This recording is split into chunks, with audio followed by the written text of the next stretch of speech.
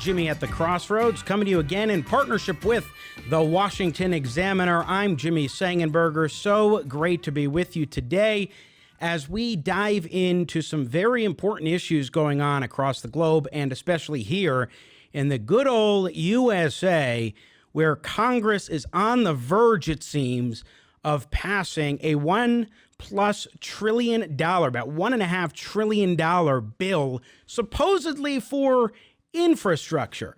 At least that is what we are told.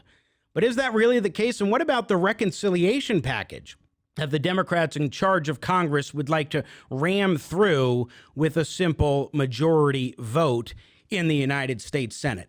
Let's talk about that, plus what's been happening in Cuba and the 2022 election cycle with Senator Rick Scott of Florida, who is also the chairman of the National Republican Senatorial Committee. Come on, Jimmy, what you got?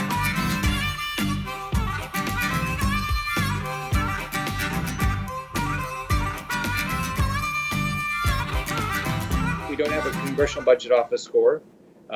They said that a bunch of it was paid for, but a lot of those paid fors are not in the bill. So we haven't got an answer on that. We know passing this $1.2 trillion just makes it easier for the Democrats to pass their $5.5 trillion deal. And trillion is a lot of money. Trillion is ridiculously a lot of money. Our GDP for the whole year is only 20 trillion. So, I mean, look, 1.9 trillion, 1.2 trillion, 5.5 trillion. This starts adding up to a lot of spending, and what we are seeing is a lot of inflation. When we were looking at a $900 billion stimulus package in 2009, I was a college radio host and newspaper writer at the time. And I remember that being an eye-popping number. And now it's like it's nothing. And I'm struck by that. But I'm also struck by what's in this bill, at least what we know is in this bill that's nearly 2,800 pages, Senator Rick Scott. When it comes to infrastructure, that's only a part of it, like actual infrastructure of roads, bridges, what people think of when they think, okay, we're going to be investing in infrastructure. But that's not all that's in here, is it? Oh, that's right. And then there's a whole bunch of earmarks in here, a whole bunch of things for special projects to get people to vote for the project. This is not just roads, bridges, airports, and seaports. So there's a lot of other stuff in here. It's just a liberal wish list. And it's not paid for. That means we either have to borrow more money or we have to raise your taxes, one or the other. They're both bad things. Because if we borrow more money, you're going to pay for it eventually in tax increases. Remember how they said, Biden said, he's not going to tax anybody making less than $400,000 a year? He's already done it. In their $1.9 trillion package they did in March, they already raised the taxes on DoorDash drivers and Uber drivers, Lyft, people like that. So, this is the amount of tax increases this is going to take is going to be staggering to Americans. Talking with Senator Rick Scott of Florida here on Jimmy at the Crossroads. One more question on the infrastructure issue. How do we get to this point in American politics, Senator, where we see money in this amount and the language being manipulated? We're hearing different definitions for the word infrastructure now. How do we get to this point in American politics and what's going on in Congress where we actually see these dollar amounts and we see words thrown about that have lost their meaning? So I think what people have done now in politics, they've decided that the way to get reelected is to give everybody some money. Give everybody a stimulus check. They did that, including people that had committed murder. They're just throwing money and trying to believe that, if you don't care about, if you don't want to throw money, then you don't care about people. That's how the Democrats act. Instead of saying, hey, look, we're going to give you some money to tide you over for a tough time, but you're going to have to pay it back. That's sort of what your siblings would do. They'd say, sure, I'll help you, but you got to pay the money back.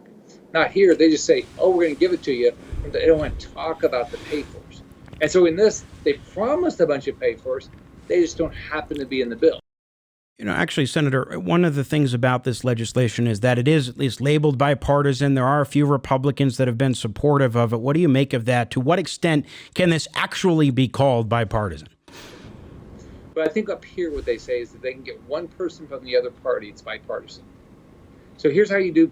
I've been in the Senate 2.5 years. You know how you do something bipartisan? you agree to raise taxes, and you agree to excessive spending. That's it. That's bipartisan, and you're bipartisan. You could get an award even up here for being such a bipartisan person. No, I actually want to do the things that I told people I was going to do when I got elected. I know it's your money. I'm not going to waste your money. I'm not going to waste your money on any project, just because it sounds good. I know that I'm a fiduciary to the American taxpayer, and I'm going to watch every dollar we should be spending up here, and I'm going to get you as much information as I can so you know exactly what we're doing up here. You should know how we're spending your money. Senator Scott, you're from the great state of Florida. There are a lot of Cubans, including refugees from Cuba, in your state.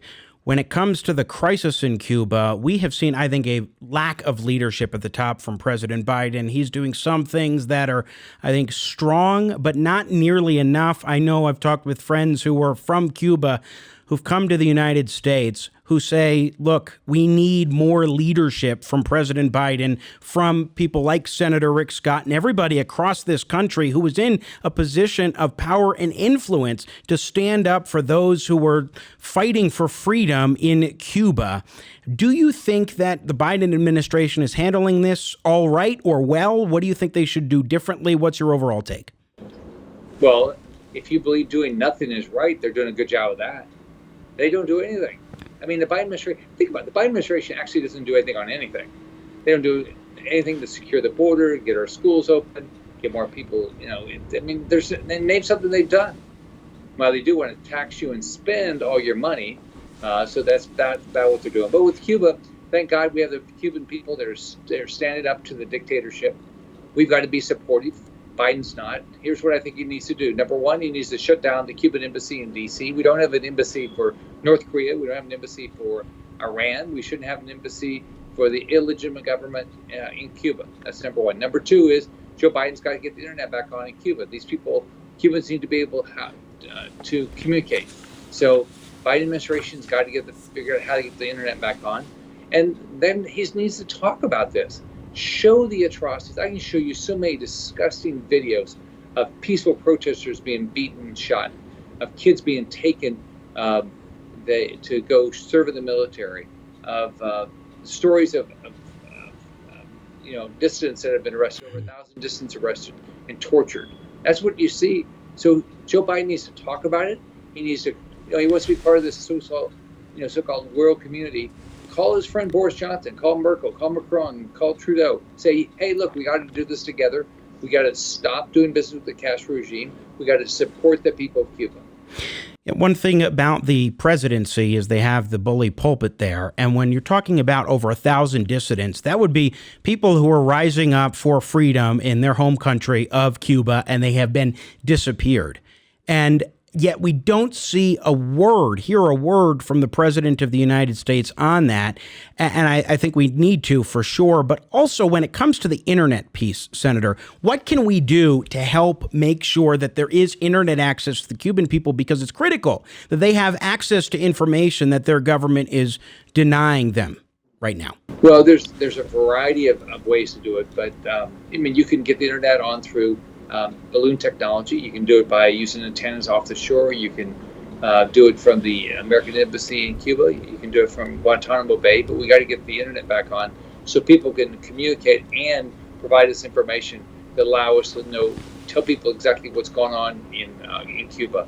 So that's what he ought to be doing now. But he's like everything else in his job. He doesn't show up. When it comes to Cuba, that is but one of many international incidents that we've seen on the global stage that have just caught a lot of attention from the American people, of course. But also when we look at earlier, Senator, you were talking about the inflation, what we're seeing in the rise of prices, the cost of living. We're seeing diplomatic issues around the globe. We're seeing a lack of leadership.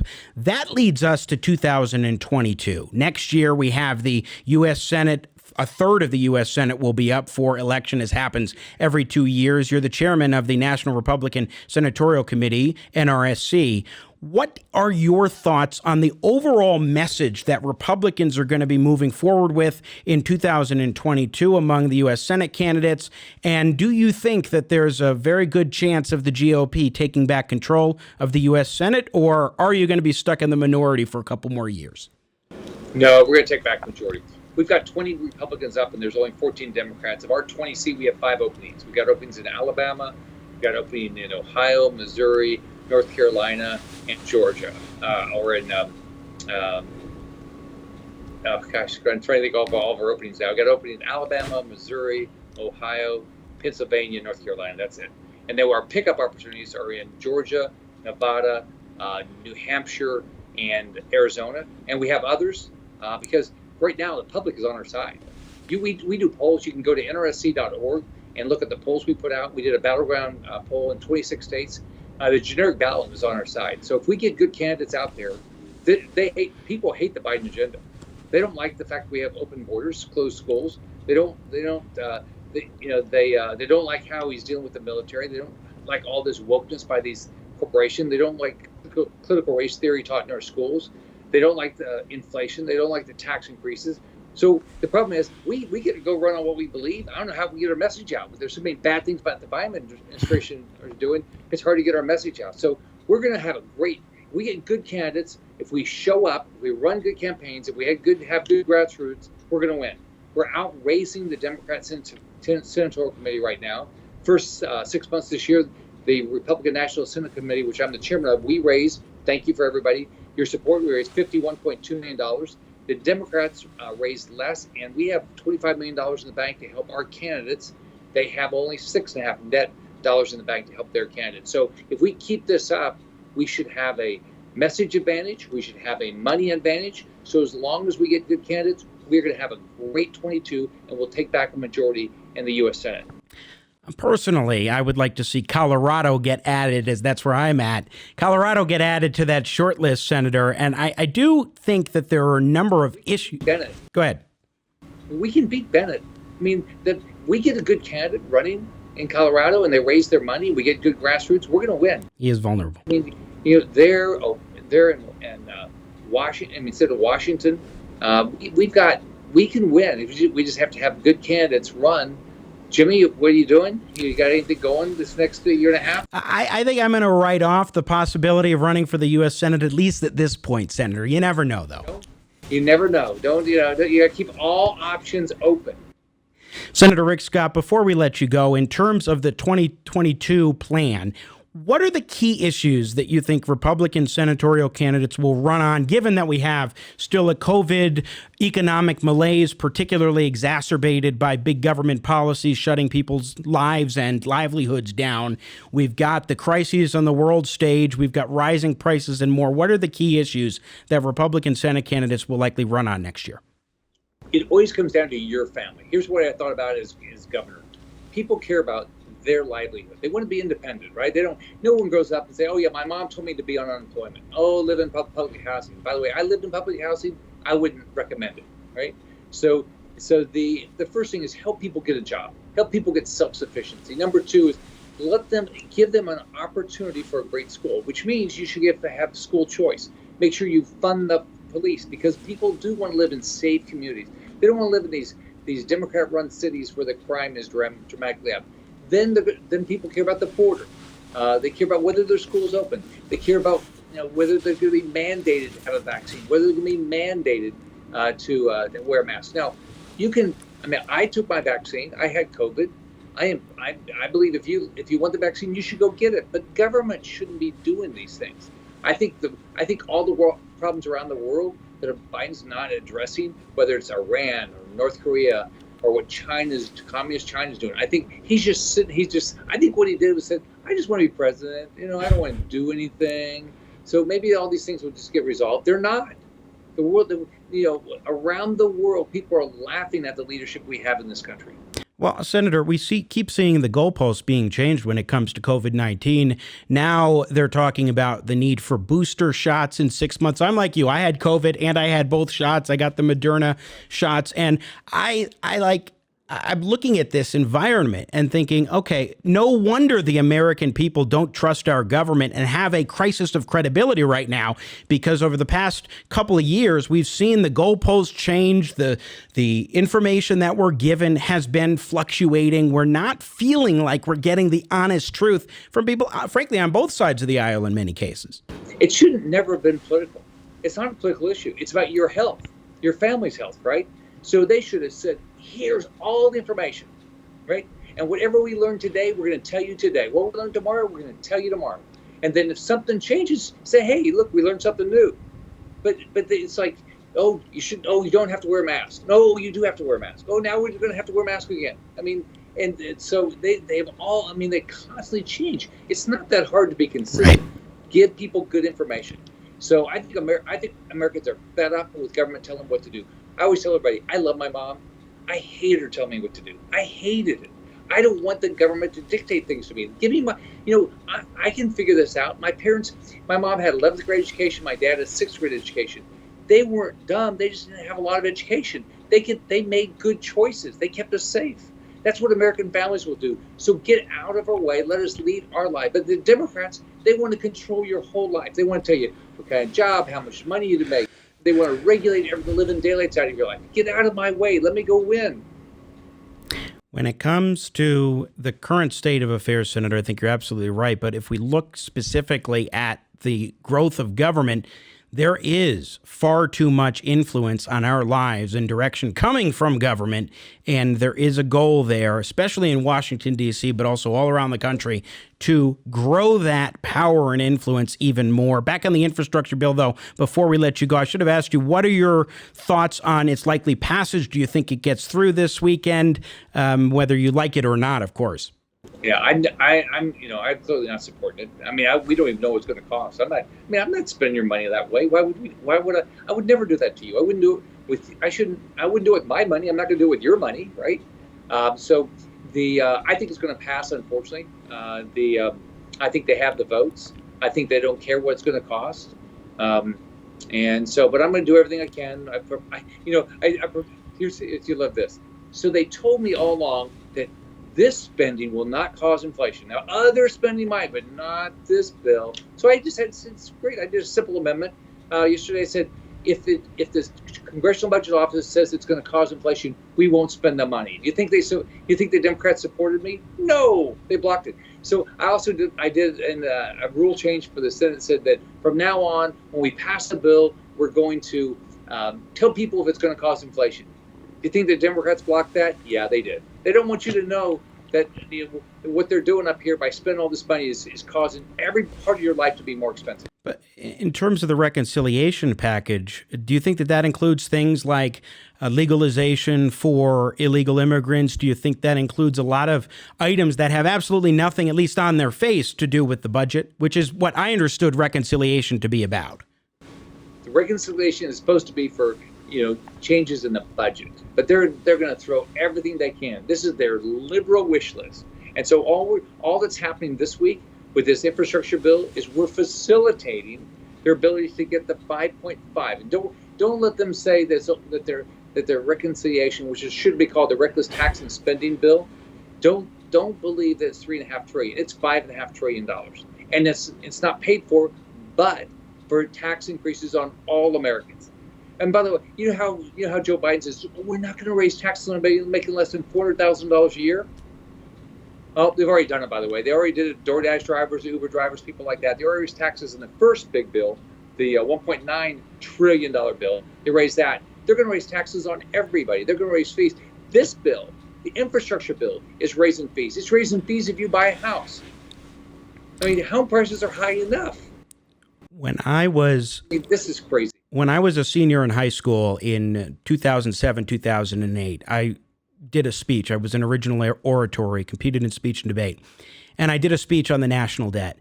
And if I remember right, it was about $10 trillion, less than that, I think, at the point where I was already saying, look, we have to get this under control.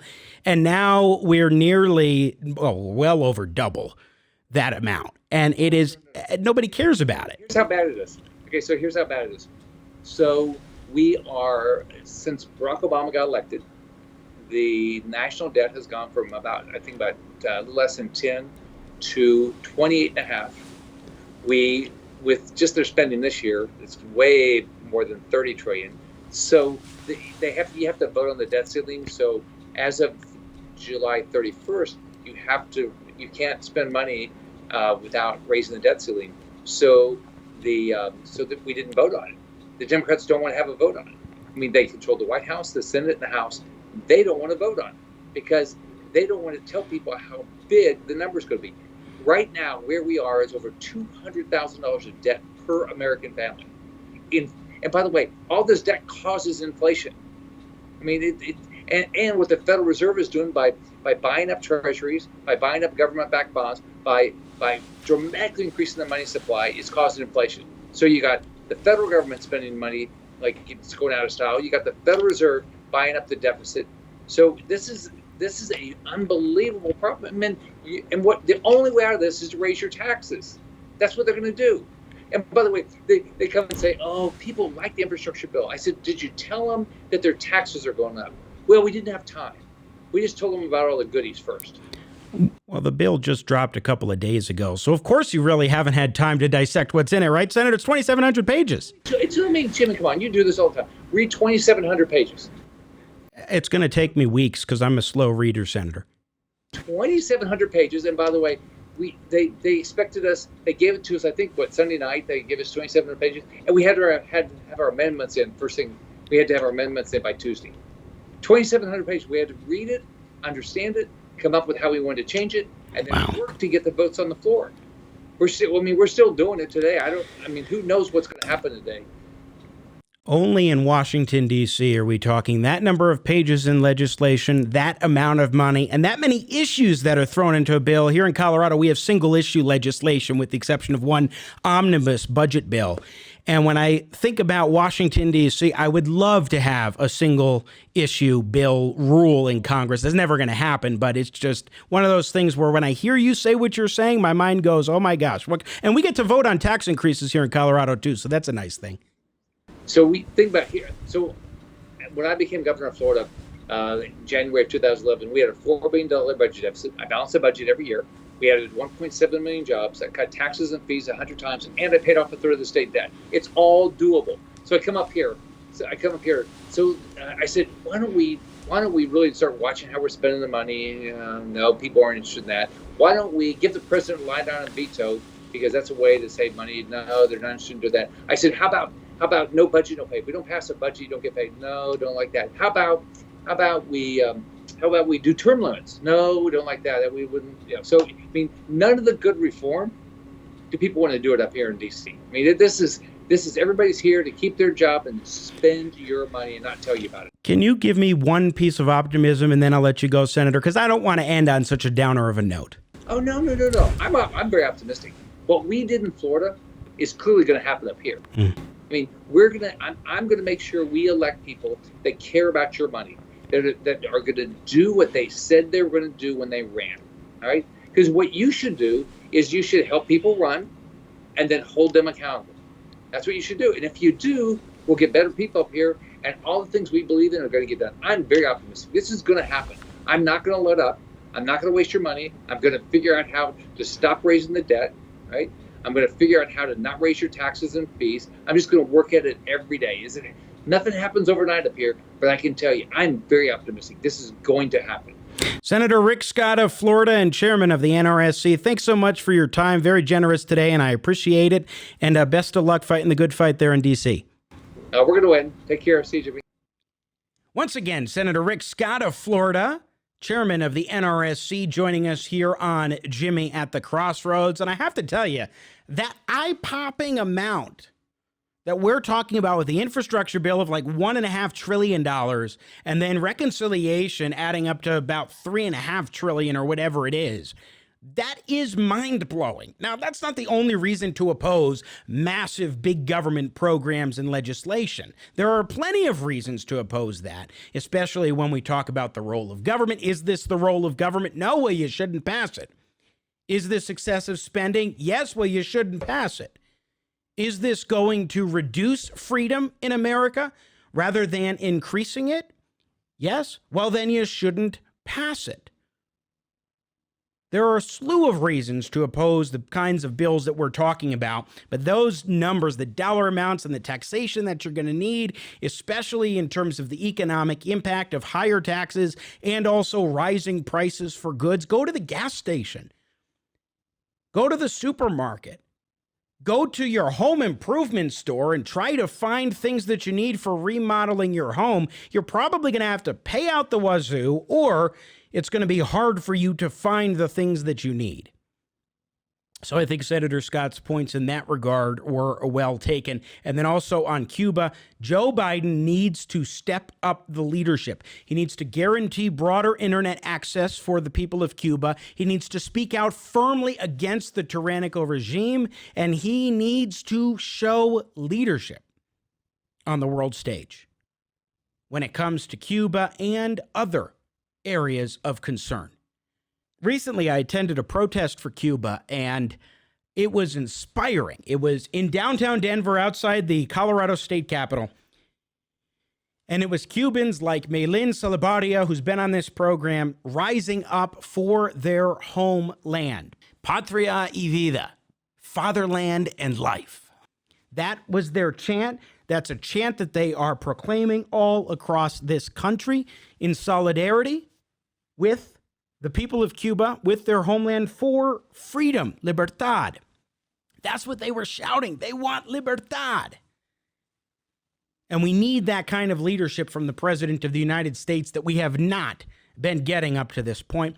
And in terms of the U.S. Senate, we'll see what happens. 2022 could be a good year for Republicans, could be a difficult year. We'll have to see how that unfolds in states all across the country, especially the heavy hitter states that look like they could be strong pickups for Republicans, but also when it comes to states like Colorado, where I am, where there are opportunities to defeat the Democrat incumbent for Republicans. And of course, we'll see what the Democrats can do, but in an off-year election, midterm elections rather, it doesn't necessarily work so well for the incumbent party historically. We have seen that time and time again. Senator Scott's optimistic. Of course, he's chairman of the NRSC, so he has to be optimistic. But maybe there is real cause for such optimism. We'll see what happens.